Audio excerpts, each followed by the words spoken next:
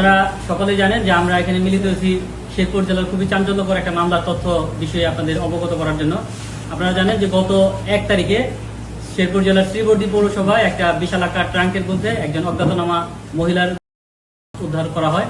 সেই সংবাদ প্রাপ্তির সাথে সাথে শ্রীবর্দী থানা পুলিশের কে সহায়তা করার উদ্দেশ্যে আমরা পিবিআই জামালপুর টিমের একটা চৌকস টিম ওখানে পাঠাই এবং সেই টিম তথ্য প্রযুক্তির সহায়তা নিয়ে ভিক্টিমের পরিচয় শনাক্ত করে।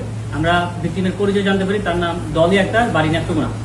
এই তথ্যকে সংগ্রহের পরপরই আমরা এই উদ্ঘাটনে মনোযোগী হই এবং সেই সংক্রান্তে আমি একাধিক টিম মোতায়েন করি এবং প্রত্যেককে আলাদা আলাদাভাবে টাস্কিং করি এবং নিজের সার্বক্ষণিক তদারকি করি।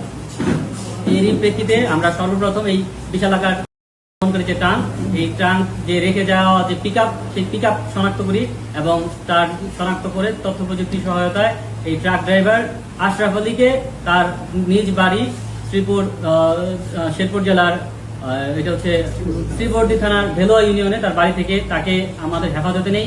একই সাথে এই যে রেখে যাওয়া ট্রাঙ্ক, সেই ট্রাঙ্কের যে পিকআপ, ব্যবহৃত পিকআপটি আমরা জব্দ করি।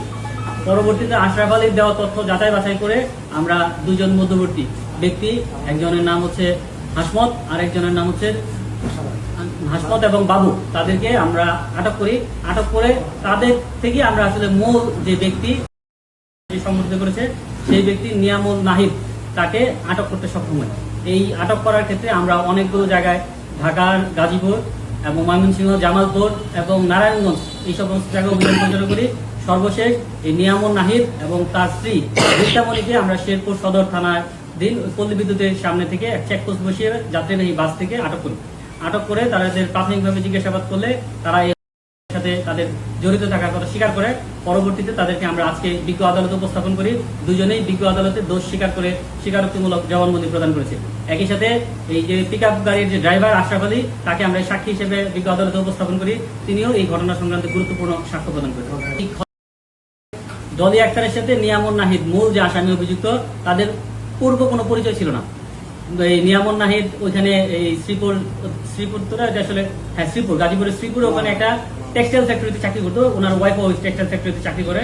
আর ডলি আক্তার ওখানে সে একটা গার্মেন্টসে চাকরি করতো। আমরা যেটা জানতে পারছি যে ডলি আক্তার গার্মেন্টসে চাকরি করলো, আরও নানাবিধ কার্যক্রমের সাথে ছিল। ঘটনাক্রমে এই আপনার এই নিয়ামুল নাহিদের সাথে 30 তারিখ রাতে তার এক জায়গায় সাক্ষাৎ হয়। এই সাক্ষাতের সূত্র ধরেই তাকে সে বাসায় নিয়ে যায়। বাসায় নিয়ে যাওয়ার পর তাদের মধ্যে একটা ঝামেলার সৃষ্টি হয়।